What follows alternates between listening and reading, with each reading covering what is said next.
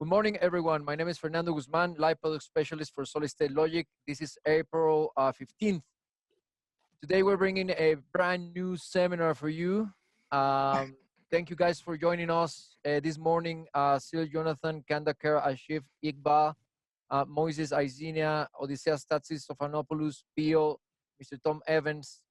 And we have also in the panelist side, we have Andrew Hollis, which is going to be our driver in this boat, well, our sailor in this boat today. Mr. Phil Wagner as SSL Senior Vice President, and Max Noge, a Vice President for Latin America, SSL Vice President for Latin America. So, oh, that's your birthday, Max. Okay, so happy birthday, Yes, it Max. is indeed. Thank you. How are you turning? Are you turning 15? Yes, just about. Very nice, my friend. So all my greetings from Denver all the way down to Sao Paulo. So congratulations, Max. Thank you. Okay, before we kicking off, Phil, do you have any words you would like to share? Welcome, everybody. Thank you for coming to our little get-together, and I will contribute if I can later. Excellent. Thanks a lot for coming. So, Andrew, this is all of yours, my friend. So let's kick off. Okay, thanks very much. Phil, did you want to say anything before we get started, or? I guess I should, you guys. Okay. Well, I think it's great that we continue to do these events, and we've been at it for a year or more now, and really feel for everybody hanging in there, and there's no choice really. I hope everyone gets vaccinated as soon as they can, and that we can get back to full arenas and full clubs and full sporting events, and get back to the swing of things like we all know how to do and love to do and are hopefully ready to do. So we'll be here for you. All right, thanks very much. So I'm going to throw up some slides here. And I think this will be a pretty quick presentation. So if you have any questions, feel free to throw them out there live on your mic. If you don't have a mic, the Q&A is a good spot for those as well. So you should be looking at my slide logo here, if I've done this correctly. So let's get into this. We're going to talk about remote control for SSL consoles. And I thought we'd open with a handful of reasons for why we might use remote control. We're going to get into approximately a dozen slides here. We're going to look at some application examples. We're going to show you this in action on the consoles, and then we'll answer all of your questions. So let's start with a few reasons. Well, you could assist others without leaving your desk if you're in a multi-console system. You could reduce your footprint without sacrificing I/O capacity. And we're going to explore all these with some drawings a little bit later. But think about, you could have a very large L550 console somewhere else in the facility in a small footprint at front of house with a smaller desk like the L100, or even simply software. Cost savings. Again, these are all sort of interrelated. You can put the capacity where you need it, and you can have smaller desks for control in other locations. So that has implications in touring, obviously, where you can reduce the size of your front of house footprint, add more seats maybe. Redundancy is an interesting concept. It gives you somewhat an element of redundancy because you can control one console from another console. We'll look at that a bit later. Again, managing a multi-console facility more easily because instead of walking to every desk, you can log into that desk. Techs and A2s can work on patching and other elements of the system without interrupting the engineer getting their mix together. And you can work from home, as we've been doing in New York, and work on a console in Los Angeles for an entire year. Last but not least, and this is a big one for us at SSL, troubleshooting and support. You're going to get the best support in the business from SSL because we can log into your console and literally see exactly what you're seeing. Okay, any questions so far? I'll proceed. I assume we're all with us.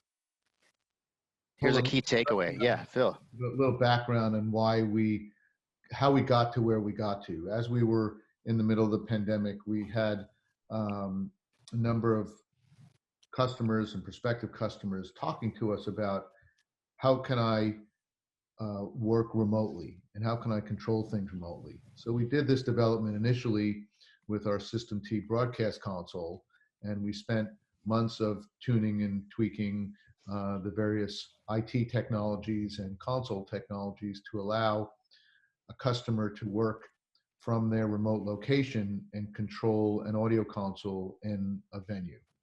And the long story short is that after 8 months of fine tuning, we managed to create what Andrew will tell you about, which is the technology that allows the console to feel like it's under your fingertips, even though it's very far away, using the internet. So what we've done is sorry about that. We've defined the parameters of the internet connection you need, and we've defined the parameters of, sorry, I can't make this stop making sound here. The devices you need and the connectivity that you need, sorry. And we're going to tell you about that. And while we did that on a broadcast console, the live customers were asking us just the same, how do you do that? So Andrew's going to tell you the bits and pieces that enable you to get it on the live console, just like we've done it on the broadcast console. And this is actually now supported fully in our software using off-the-shelf internet appliances. Great, thanks. So I wanted to highlight a key takeaway, which is sort of piggybacks on what Phil just said. And it doesn't negate what Phil said, but actually the SSL Tempest platform, which is what Live and System T is built on, was designed as a software remote ecosystem from the beginning. So what SSL did in the past year was simply enhance that existing capability to stretch it over the internet instead of just locally. So it actually was not a giant undertaking or a bolt-on for SSL. This has been inside these products from the beginning. It was kind of a matter of just unlocking this. So when I say ecosystem, it means that you can truly mix and match software application, remote faders, remote surfaces, all together in different combinations to get exactly the remote controlled system that you need. All right, let's look at 4 remote control concepts. We have LAN versus WAN. We're going to talk about that. We're going to talk about TeamViewer versus SSL direct control. We're going to look at the Salsa software to console control, and then we'll also look at console to console control. So these are the concepts we're going to get into right now. LAN versus WAN. You've probably seen these acronyms throughout the past year or in simple IT. It's local area network versus the wide area network. And this is just simply shorthand for discussing the breadth or the range of the distance that you're covering in your network. So a local area network is like your house, and a wide area network is the internet, across the internet. Now, we'll dig in a little bit more deeply here.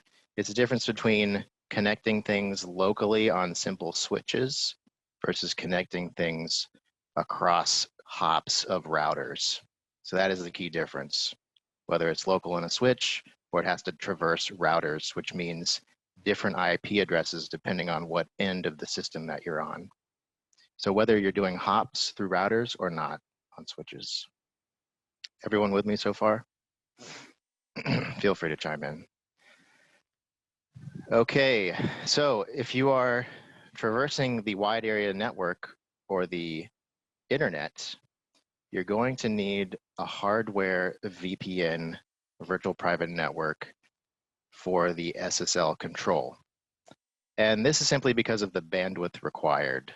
Software VPNs are completely an existing product, but software VPNs do not allow for the bandwidth necessary for the SSL control system.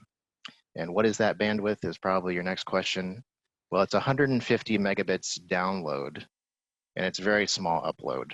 Now, 150 megabits is frankly not that much. There are probably many people with home connections that are meet or exceed that right now. But that is the bandwidth requirement for traversing your wide area network. So you're going to get that with a hardware VPN. We're going to look at what that is next. So we're going to look at a diagram. We're going to see two LANs, two local networks, and a wide area network and VPN interconnection. So here it is.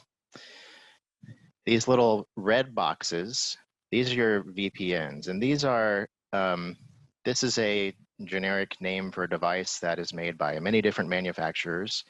You'll see them listed as security appliances. And what they effectively do is they make two disparate local area networks seem as if they are one single network across the internet.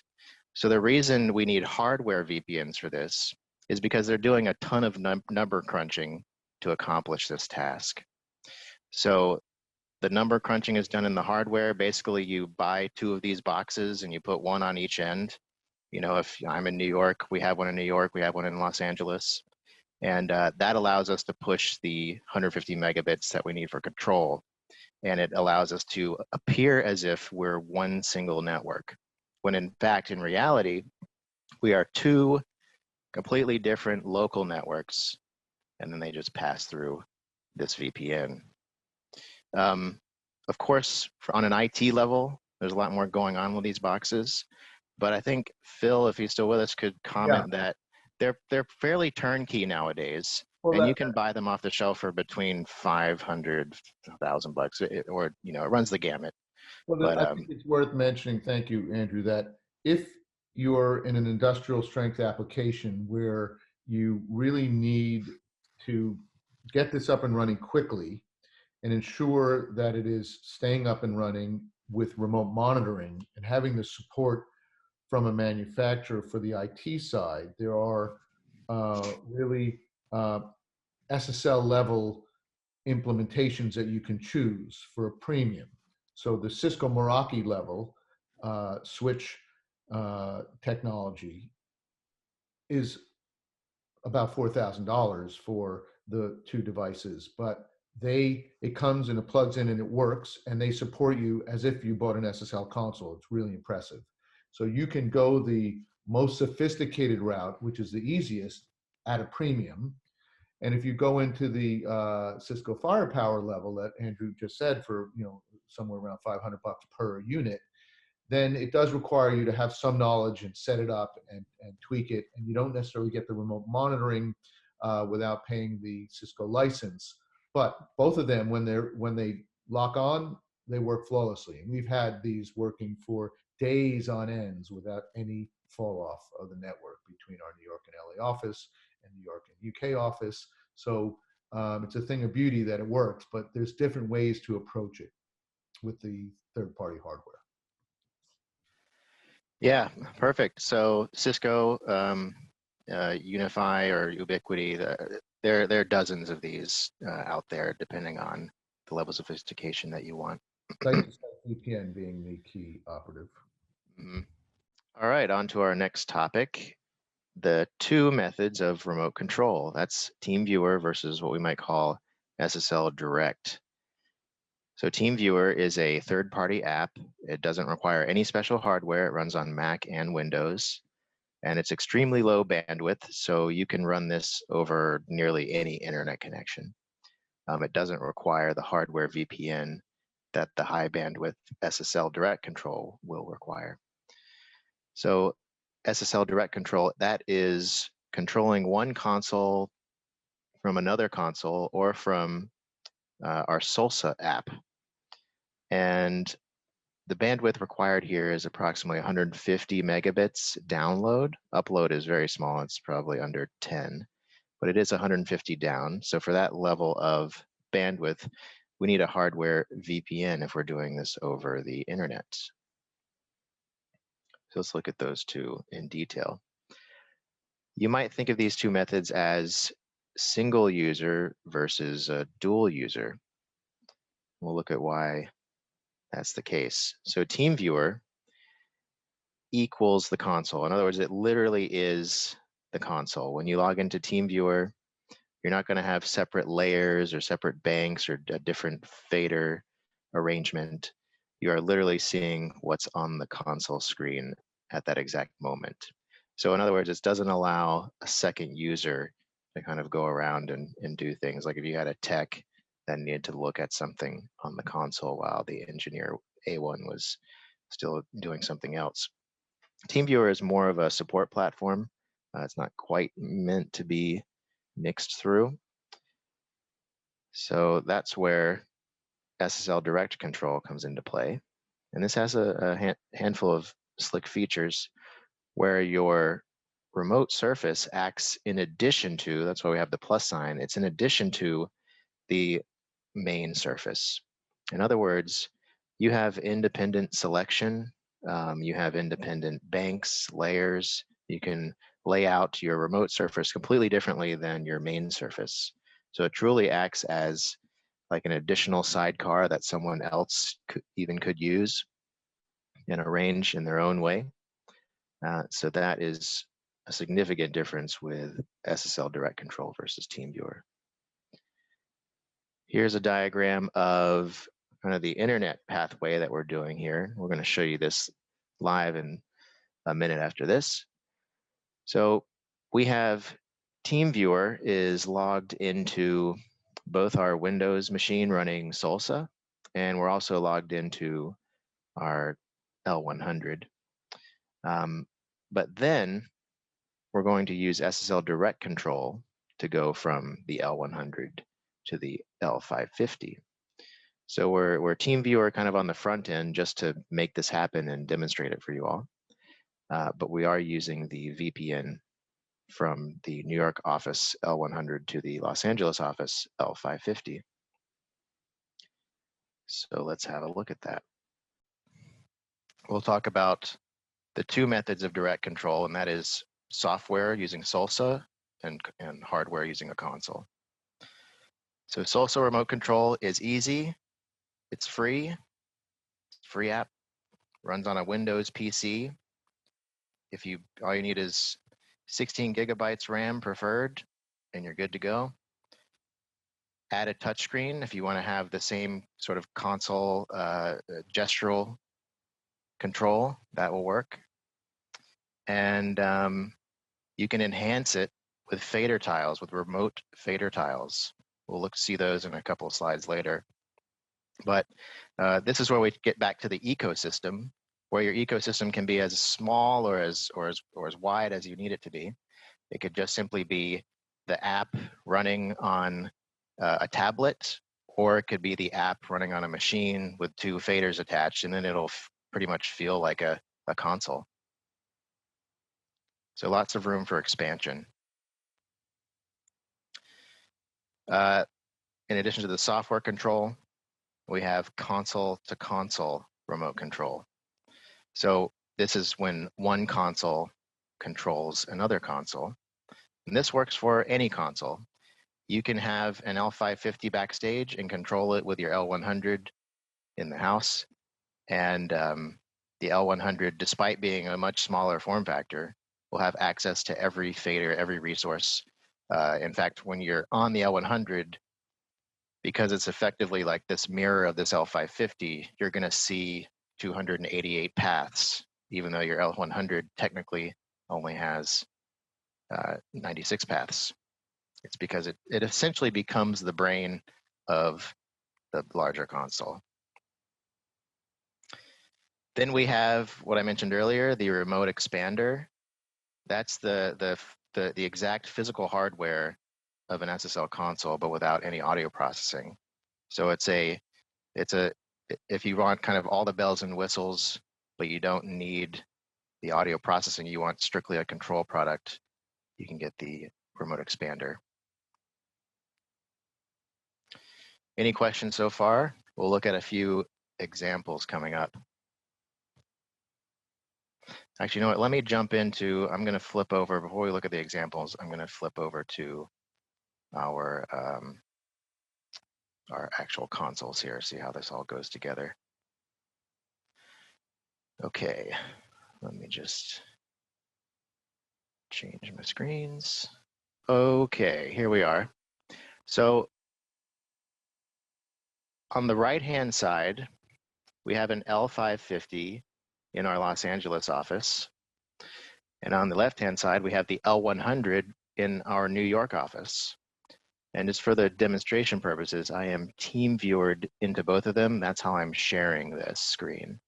TeamViewer is not necessary to do what we're going to do. It's just necessary for me to share this presentation. So I have one more piece of this puzzle here, which is I have a PC here with Salsa running. So you can see this is just a Windows box with Salsa here. So what we're going to do is we're going to connect New York to our Los Angeles console. So the first thing we'll do is we'll connect the Salsa app. So within your Salsa app here, you simply change it to the remote surface mode. And our L550, we look on the right here. If I go into setup, let's see here. The remote. This is going to be my main surface. So in other words, this L550, this is the audio console. This is the one doing all the processing. So I'll leave that how it is. And now on my Salsa here, back on the left, you can see it's identified two consoles on this network. So this is where the VPN is doing a lot of the background work. The L100 here is in New York. It's literally in the same room as this PC. But the L550 is all the way across the country in Los Angeles. Because of that VPN, it all looks like it's in the same place. So for connection, we simply click on the console that we want. Here's the L550. We're going to say connect. And it's going to take 30 seconds or so to kind of packetize all the requests. But then here we go. On the right-hand side, you see, here's my New York, what we call the live recorder. And it's saying I need to connect. So here's our password in New York. Say okay. Boom. So now we have the Salsa app controlling the console in Los Angeles. And it's going to download the layers here. That'll just be a second.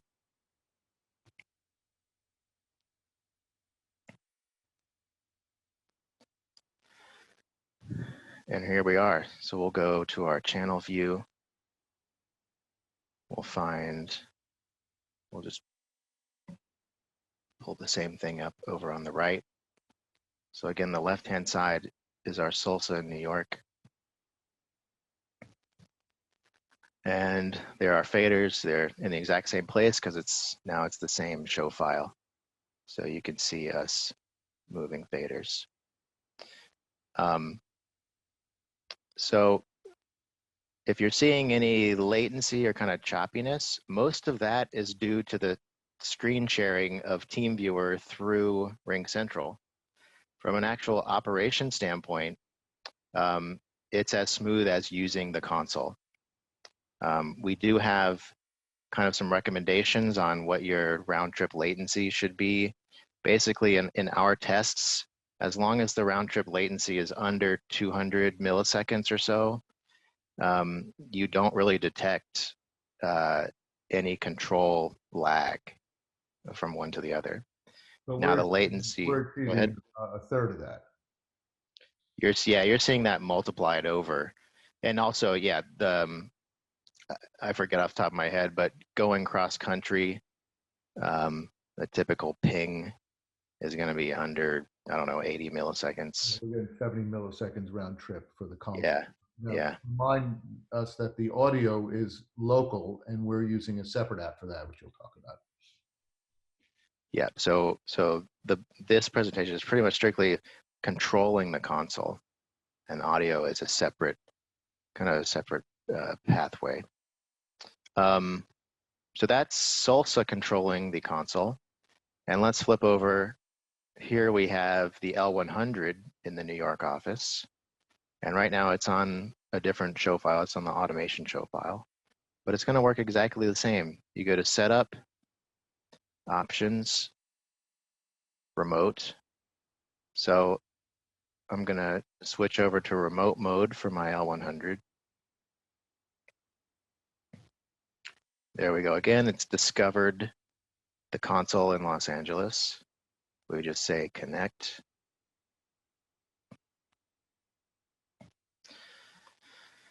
Let it do its thing. We can go have a look on the other side. There we go. Password 1, 2, 3, 4.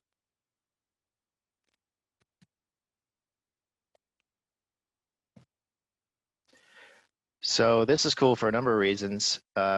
We have now multiple stations controlling this one console. So this is where you get into an A2 doing something, a technical person doing something, and also having another station somewhere else. All right, so now the L100 on the left is going to sync its layers. And you can see the show file message up here changed. Because from a technical perspective, this L100 now on a software level is the same as the L550. And that'll just look, go find the layers again. I should point this out. So here's where the SSL control gets more interesting, because you can have completely different layers on each control surface or software.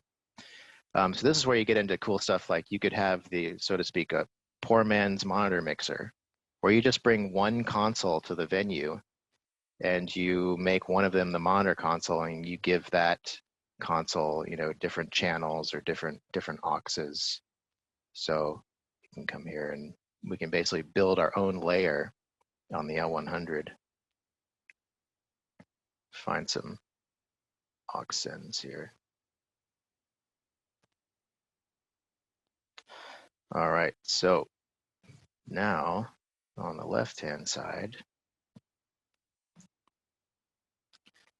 so it's one show file, but you can give everyone different faders to control. So if I go to the L100 here and I find the kick drum, looks like there are multiple. Need to find there's like multiple kick drums here in this file. Here we go.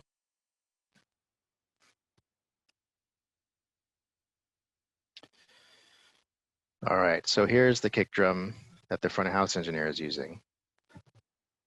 So it is the same resources. So if I go and move that fader, it'll move on the other desk naturally. But if I was a user for a different task, like maybe you're doing a submix, if you have an audience or that kind of thing, you could just put the submix on the L100 and let the A1 do the mix on the L550. So you truly get a bit of dual user kind of independence, because you can build your own layers on the console, and you can build your own layers on Salsa. So it's another way, again, that sort of poor man's concept, where you could just buy one big console, and then like the L550, if you only had 64 inputs, you could make 64 inputs for the front of house, 64 inputs for monitors, and 64 inputs for broadcast mix, and then have 3 people on different stations mixing those faders. You know, that requires a little bit of coordination, but it's certainly doable. We do have some people doing this kind of thing with monitor mixing. Any questions about what we've seen here? There really isn't, once you have the network built, there really isn't anything to connecting them.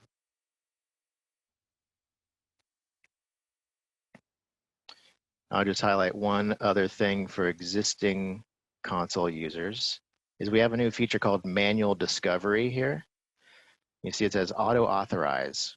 So what this means is, whereas before you needed a password and the person at the main console had to allow you into their console, now you can authorize a single remote slot to be auto-enabled. So if you're a single user, you don't have to walk over to the other desk and say, okay, let me on here. You can just make it total auto-authorizing.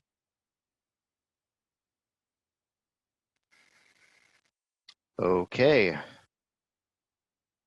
Any questions here? I should point out that this SSL direct control does lock you out of file manager and console configuration on the remote side.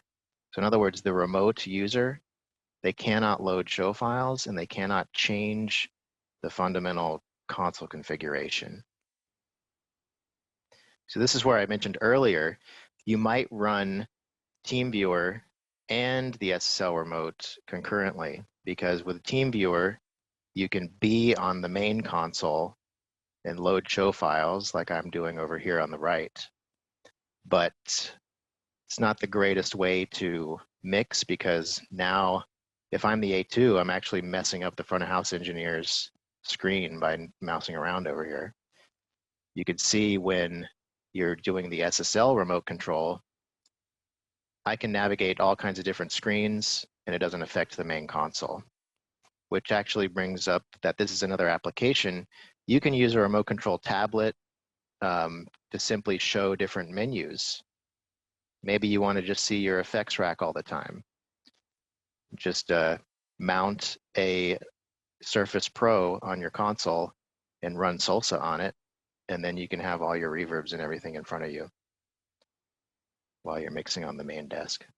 So it's a great way to add another screen as well. Okay, so here we have on the bottom right, that is our live view of the L550 in Los Angeles. On the top left, we are TeamViewered into the L100, and we're TeamViewered in purely just to make this connection happen for you, because I'm remote as well. And lastly, we have kind of the same thing. This is just Salsa, the software, instead of a console running on a Windows box that is also in the New York office. So we're TeamViewered into that as well, just because we are all remote today. So let's go ahead. We'll just start with the console. This happens in Options Remote. And if you've done this in Salsa before, it looks exactly the same. It's going to recognize the console because we're on the same subnet on the VPN. So all we have to do here is say connect. And there is a bit of overhead in the connection process of packetizing all this information. So we're just going to let it do its thing. There we go. We get a password. We can do this unattended without a password, and that is set up on the console side. All right, here it goes. It's pulling that show file information down, and we can see that now up in the top right, we have the show file name from the L550 in LA.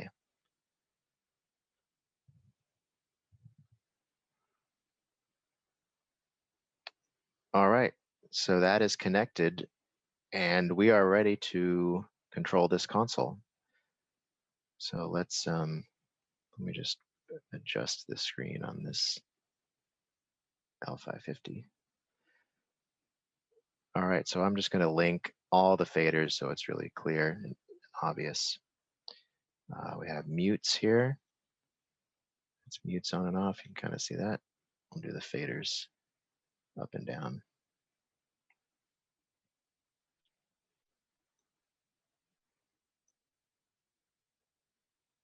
And lastly, we can have a look at an EQ here. This is driving that EQ. Okay, so yeah, you are probably noticing a little bit of latency there, but most of that is a result of all of this screen sharing and web sharing that we're doing right now. The round trip from New York to LA is very short. Haven't measured it, but it's under 90 milliseconds for sure. It's probably quite a bit lower than that. And in our tests, we found that anything below 150 milliseconds to an operator, as far as moving faders and things, is almost indistinguishable from just regular mixing.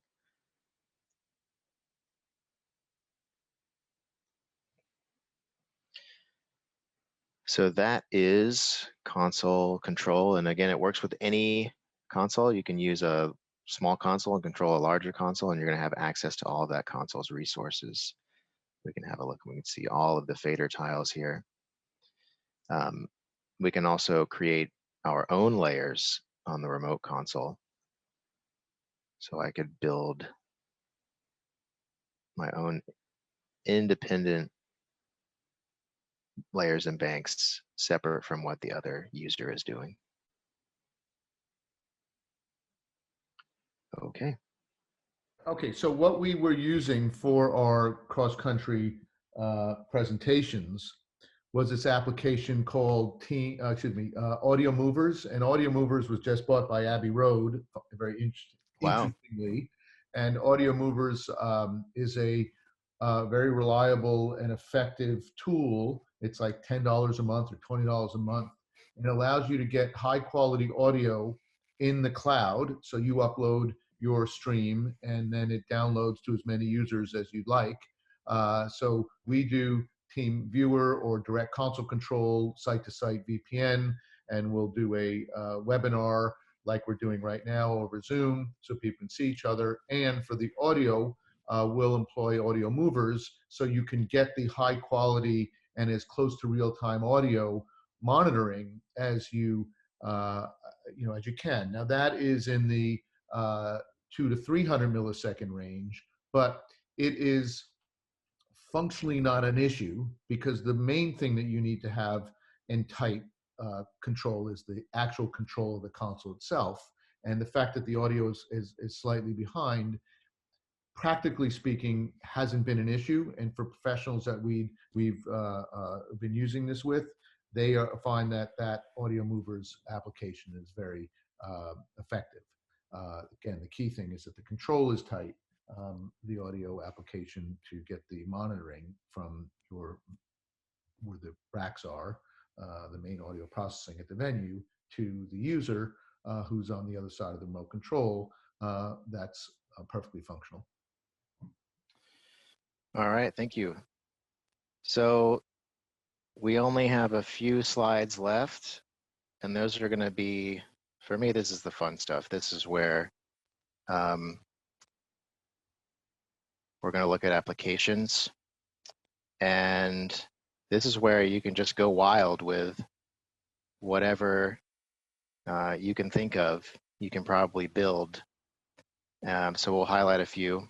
And these are real world. These are, this particular one I'm going to show you here is at a major broadcaster in New England. So this is a multi-studio cost savings. And almost everything involves cost savings here because of remote control. But this was a studio that has multiple, or a broadcaster that has multiple studios. In fact, they have six independent studios. So what they've done here, and this is showing our System T product, which is built on the same platform as Live. The concepts transfer to Live as well. There's some different products here. So what we have here is you're looking at 3 studios running off of our TCR, our Tempest Rack Mixer product. So that is basically a console in a 3U rack. So that's going to be obviously more cost effective than a full tilt console surface. So what they did is they sprinkled these mix racks inside all 6 studios. Then they have one console surface. So if a studio is doing a big show, they take the big console surface and they log into that studio rack. Now they have a full hardware control surface of that studio. Now, this mix engine rack is its own complete independent mixing capable engine. So you can do an entire show on the rack by itself without a console. But for those shows that are going to need hardware control surface, you add the, in this case, this is the S300 we're looking at, and you log into that mix rack.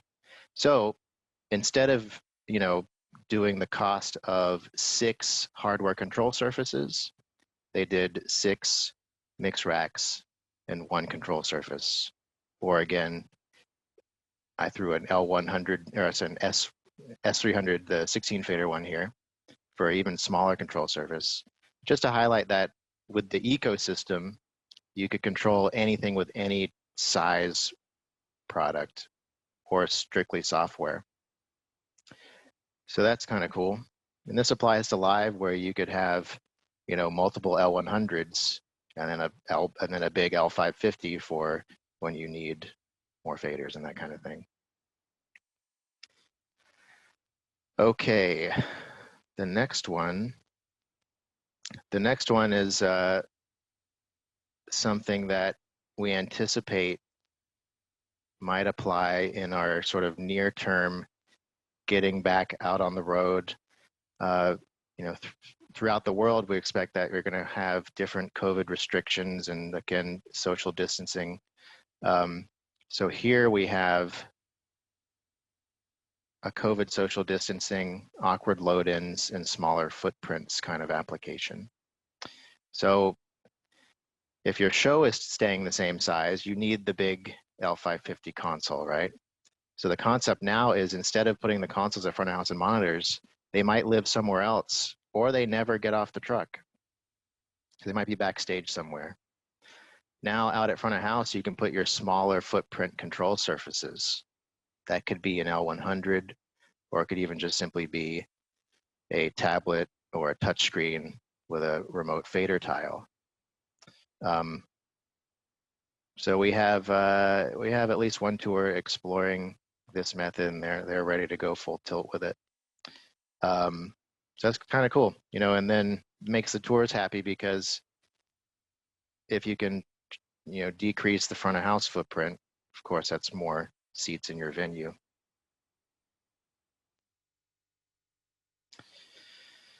Last example is kind of cool. This is remote control. This is kind of a backup scenario. Remote control the front of house backup mix on the monitor console. So we know that people that are really thorough with their tour setups, front of house monitors, they might put a backup mix, essentially create a front of house mix on the monitor console, right? So in this scenario, if you have a problem front of house, you can turn your front of house console into a controller. So then you log into the monitor console. The monitor engineer is still doing their thing, mixing their monitor file. But you, as the front of house console, can log into the monitor desk and grab your mix. It's going to be an aux mix or a stem mix. And then you're effectively mixing that one mix bus that is living in the monitor console, but you're doing it out front on your desk. Andrew, did you mention that any size console can control any other sized console? Yes. Yep. So you can take the small but mighty L100, log into the L550, and you're going to see all of 288 paths there. So these examples conclude our presentation. and we can open it up for questions. If you want to throw out other examples, we can brainstorm. We're happy to do that. Talk a little bit more about any of the technology. But we think we're going to see a lot more usage of this remote control. And again, it doesn't have to be over the internet. You can take advantage of all this stuff right in the venues that you're in now by interconnecting the different software consoles. And I would say if you're touring with multiple SSLs, go ahead and throw a network line down the system. It's probably already there, right? And get those consoles connected and try it out for yourself. Thank you, Andrew. And I want to add that this type of functionality was, dare I say, demanded by major national touring companies. So they believed they needed this capacity. And we had done it in the broadcast console. And when we showed them that we were doing this, they were happy, but they said, no, we need this for the live console. So this is by popular demand, in case you're wondering, why are those tech geeks creating things that I don't need? There are some who believe that this is the way forward for reasons that will become more clear over the next 6 to 9 months. If there are no questions, then it must be a perfect presentation. Well, there got to be some question. If someone was asking you to set this up tomorrow, what would you want to know that you don't already know now? That's a good one. Hi, so I've got a question, like a two-part thing. If we're using an L550 or a big desk as the main one, and 5 or I don't know how many, let's say 2 L100s as remote ones, and I want to use Taco with the desks, can I plug it in on the back of the L100s, or does it have to be on the back of the L550? And the same goes for the expander desk. Mm-hmm. So for that scenario, you would have a network switch, and you connect everything to the network switch. So you can connect, you can have those devices anywhere, really. Yeah. Well, yeah, makes sense. Mm-hmm. Fernando, what's your question? You're smarter. No, it was just my camera just popped on me, but now that it's popped on you, you have to have the question. What do you think everyone's thinking about question-wise? I don't know. So, I mean, this is pretty much a new groundbreaking, I will say, a way of thinking. Now being in a Mm-hmm. console in a studio, and then getting an event happening in a different place, and you mixing from a remote position. I mean, I know that broadcast has been doing this for many years already, but never for live. So in our environment, this is completely new and outstanding in my opinion. Great, thank you. Well, maybe one observation. We were talking about latency between two consoles, cross country, and so on. But there's also, if you're in a remote position mixing, and we're using audio movers to listen to what you're actually mixing, there is a latency that also needs to be taken into account going over audio movers, which I think is far superior to the 100 milliseconds we were mentioning earlier in terms of control. Yeah. Oh, I didn't mean to imply that. Oh, you mean that it would be greater. Well, it'll be equal to. It'll always be greater because there's the packetizing of the audio. Yeah. So the link, yeah, our site-to-site VPN link is just for the control of the console, and the monitoring of the remote audio would happen over audio movers at a higher latency. Yeah, and just keep in mind that if we're mixing from a house, and our position is, I don't know, maybe like 70 feet away from the stage, so that's equals 70 milliseconds. So I mean, That's true. Such a big difference between mixing from a certain distance from the stage, than mixing from your house. I mean, of course, it's not going to be the same. Probably it's going to be a little bit longer, but not a big difference, I will say. Well, I mean, this is an advanced application clearly, and we'd like to all go back to the old style and old way. But I think in the meanwhile, until we can get to 100% full capacity with no COVID in our world, which could be another year, this is a solution to try to come up with different ways of working, which might make artists or managers or venues or operators happier to be able to do something that they couldn't do before without this technology. So Right. now you have it, and when asked, you can say, yes, I can do that. Mm-hmm. Could Yeah, you, and if you don't want to carry your L550 up the stairs or somewhere at like Bowery Ballroom because you're doing a promo, you can just bring your L100 in there instead. So it doesn't have to be over the internet. All this stuff can be taken advantage of locally. yeah. Is there any other questions? Come on, guys. Don't be shy.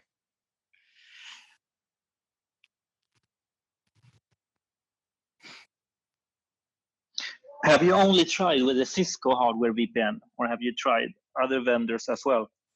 We have only tried with the Cisco hardware. Again, it's a site-to-site VPN with great throughput and low latency. Certain hardware won't run under more than 100 megabits per second. So the hardware has to be purchased for the bandwidth requirement. So if you need 150 megabits per second, you have to get the hardware that supports that, and usually it's 200 megabits per second. So you have to tailor the hardware for the application.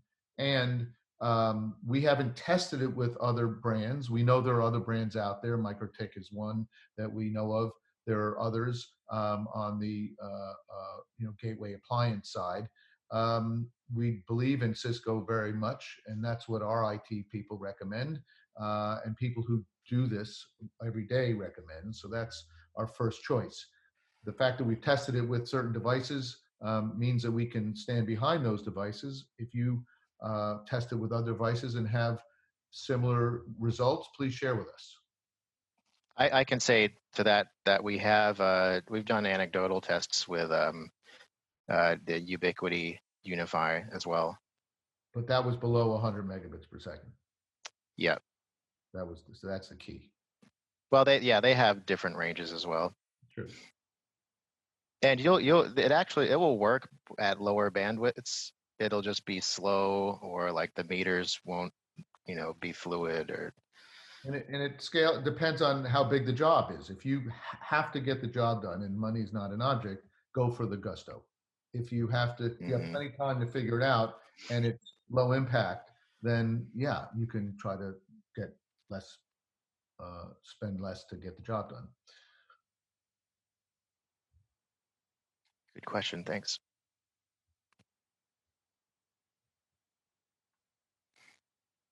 Anyone? Come on, guys.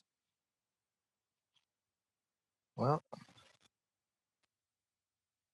we are reaching the hour mark, so maybe we're in good shape. Thank you all for coming. Thank you, Andrew, for your incredible presentation. Thank you, Thanks, Fernando, Phil. for setting it up. Max, great to see your smiling face. Everyone else in the call. Thank you, everyone, for coming. This is very exciting times. We have a brand new technologies coming upon us, and we have to keep moving forward. So thank you, Andrew. Thank you, Max. Thank you, Phil. Thank you, all the people that was in this room this morning. Take